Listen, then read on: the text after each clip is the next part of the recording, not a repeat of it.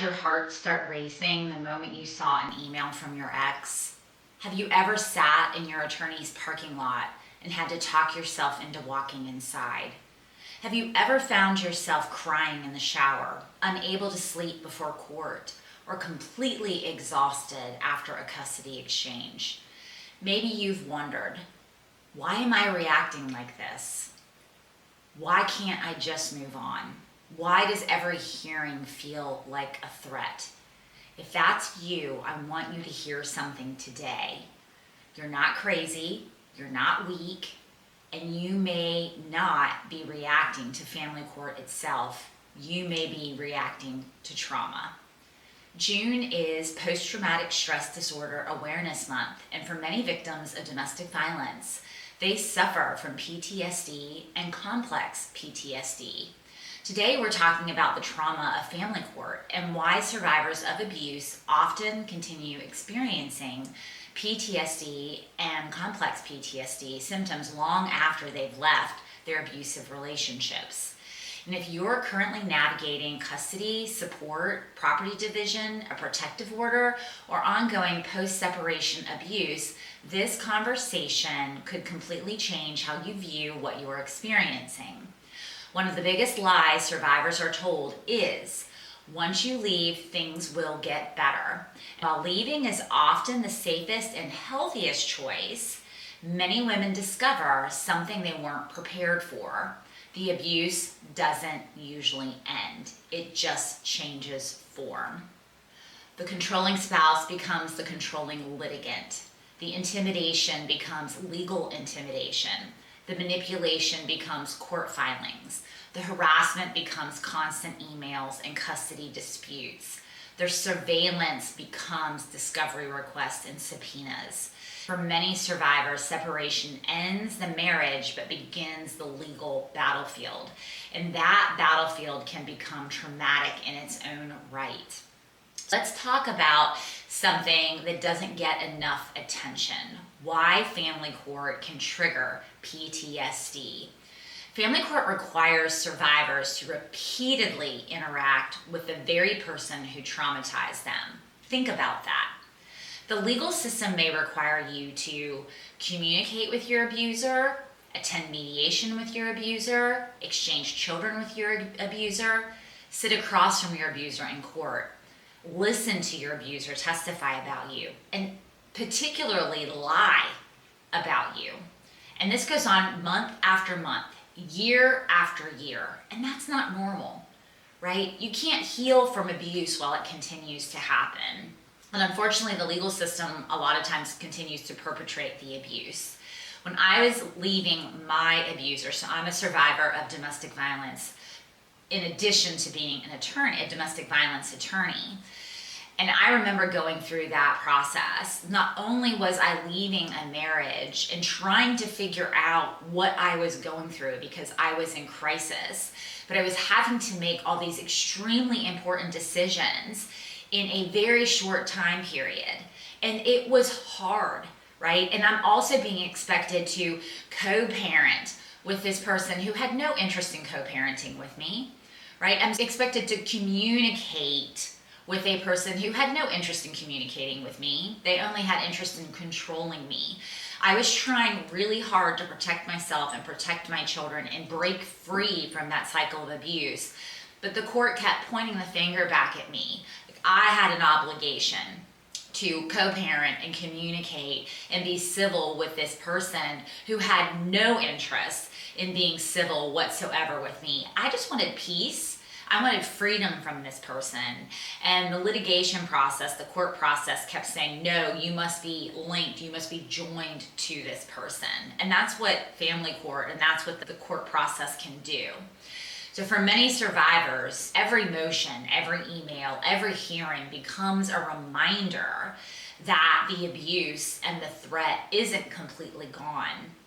And the body, our bodies, remember, even when we desperately want to move forward, when we desperately want to break free from the trauma and the abuse, that constant activation, that constant interaction with the abuser can keep our nervous system stuck in survival mode. So why do survivors look different in court, right? This is where things get really important, because many women come into my office and say, Tiffany, I'm afraid no one will believe me. And honestly, sometimes trauma can make survivors appear less credible to people who don't understand trauma. And why is that? Let's talk about why trauma affects memory, concentration, organization, emotional regulation, communication. It affects so many things, right? A survivor is going to likely forget dates. I remember when I was going through this, and something really big would happen, and I'd be like, I don't need to write this down. I'm never gonna forget this. There's no way I can forget this. And then the next big thing would happen. He would do something that would blow my mind. And same kind of thing. I don't need to write this down. I'm never gonna forget it. The problem was there would be one big thing after another big thing, after another big thing, after another big thing. And what do we do as survivors? In order to survive, we start repressing those memories. So over time, I started to forget, right? In order to survive the trauma and the abuse, I started to forget. So survivors usually forget dates, right? Survivors struggle to tell their stories in chronological order. So it's very important to start writing things down, start journaling things. It's important for you too to write it down so that you remember, because he's going to trivialize, he's going to gaslight you. He's going to say that never happened. I never did that. You're making it up. That's all in your mind. You're making a big deal about nothing. So if you have a journal and you write it down, not only write the date, but write what happened and then how you felt about it. It'll be a good reminder for you to go back and read your journal and be like, oh my goodness, I lived through this. He did this to me. It'll be a good reflection and a good reminder for you of what you've actually been through, to remind you you're not crazy. This happened to you. But it'll also be good documentation for you legally to be able to go back and create an outline, create a timeline. So how else can survivors look? We can look very disorganized in court, so that's why a timeline is so important. But we can also look angry, and we're justifiably, right? What we have been through is wrong, right? And then if we're discredited or we're not believed, we finally get up the courage. Getting up the courage takes so much energy and strength. And so when we finally get up there and we tell our story and we feel like we're not believed, and court believes the lies of the abuser, there is a righteous anger that wells up in us. That is absolutely reasonable and justifiable. And then it can lead to something else happening, which is we may completely shut down, right? I never had a voice during my abusive relationship. I'm finally using my voice. Now I'm not believed. So now I'm just going to completely shut down. Meanwhile, the abuser appears calm, polished, and collected. That doesn't mean the abuser is telling the truth. It may simply mean the survivor is carrying the weight of years of trauma. One of the reasons I teach documentation so heavily is because trauma so substantially impacts memory. Documentation becomes your backup system when your brain is overwhelmed. Many times when I'm asking victims of domestic violence to recall their abuse on the stand or even in my office, they say things like, he was just so mean, or he was so aggressive, or just really generalized ambiguous terms because they just become so overloaded. It's so overwhelming, right? It's so hard to individualize everything that happens to them. So it's very important to document so that you can go back through your history and then describe meaningfully your story and some of the things that have happened to you. So I want to talk briefly about how family court trauma impacts children, because it impacts your children too. And many times as victims, we forget to talk about how our children are impacted. We talk about how it impacts us, but then when it comes to our custody cases and our children and getting protection for our children, sometimes we forget to talk about how the trauma impacts our children. So children experience family court trauma too. And they don't always tell us with words. Sometimes they tell us through behavior. So you may notice things like increased anxiety, problems in school. Their grades may be going down. They may be dysregulated. They may be having discipline issues, getting in fights with other kids. They may not want to go to school, so you may be having problems getting them to school. They may have more absences than usual. They may be having sleep issues, problems getting to sleep, having nightmares, maybe having issues with wetting the bed when they didn't have those issues before. They may have emotional outbursts, especially with you as the protective or the safe parent. They may withdraw, going to their bedroom a lot, being really quiet, wanting to play video games all the time, or just not wanting to interact with you or their other siblings. They may also, and this is very common with children in abusive relationships or suffering from trauma, they may have physical complaints like headaches and stomach aches, which they may also use as an excuse not to go to school.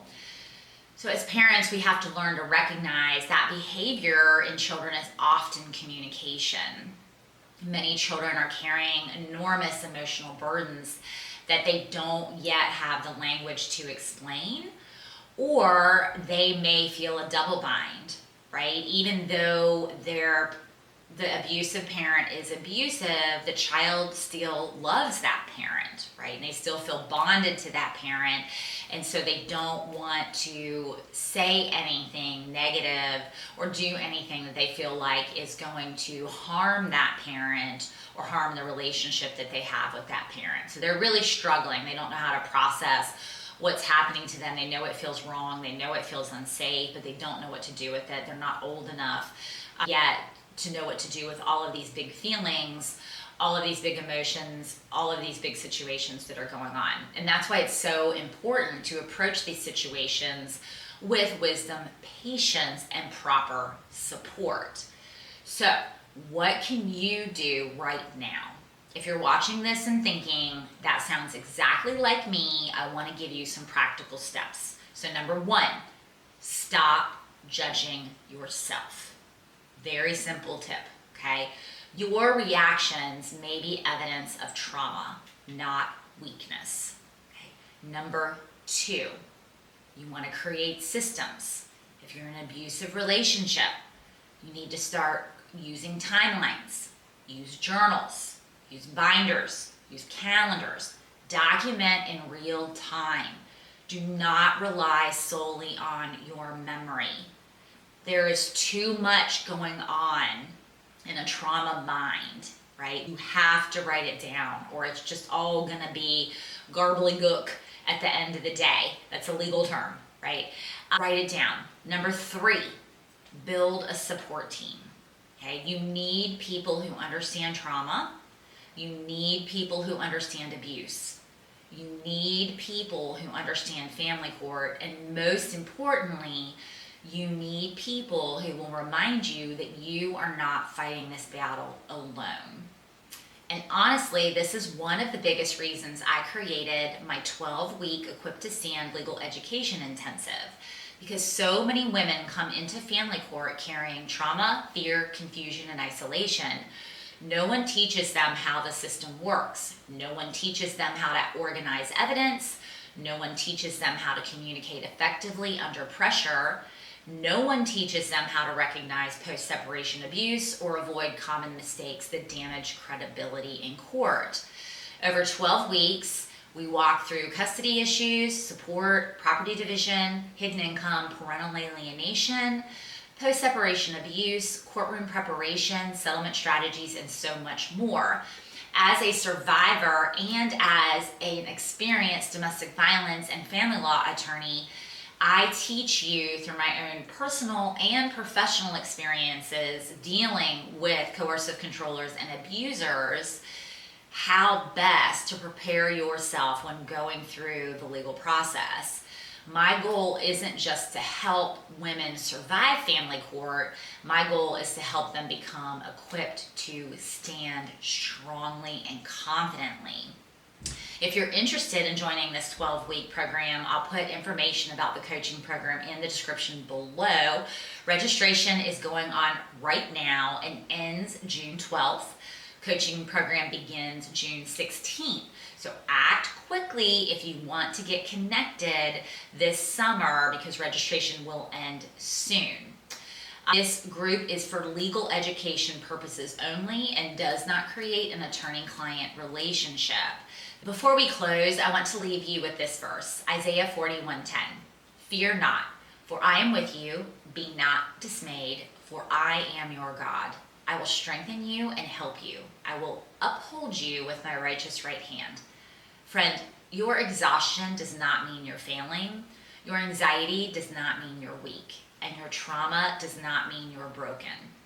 God sees every tear. He sees every hearing. He sees every custody exchange. And he sees every sleepless night. And he is still walking beside you. Until next time, Tuesday at 7 p.m. right here on YouTube at Live Free Legal. Keep standing, keep fighting, and remember, your story isn't over yet.